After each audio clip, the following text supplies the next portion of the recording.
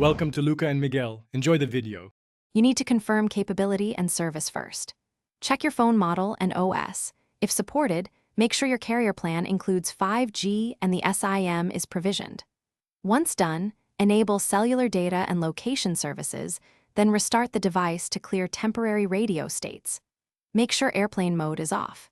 If your phone offers a 5G network mode in settings, switch to it now so the radio will prefer 5G cells. This gets you into the first active state for testing. Next, dig into network configuration to force a 5G connection and inspect the radio. Open cellular network mode and pick 5G or 5G auto so the device will attempt new radio access technology.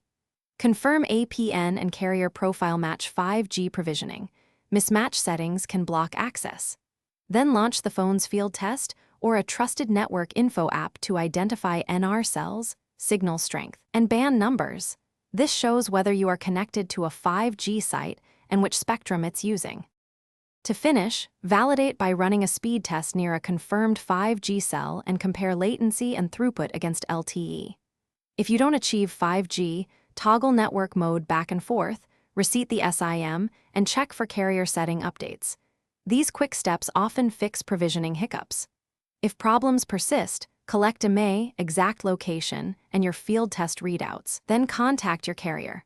Providing these details speeds troubleshooting and lets them check network-side provisioning or local coverage issues.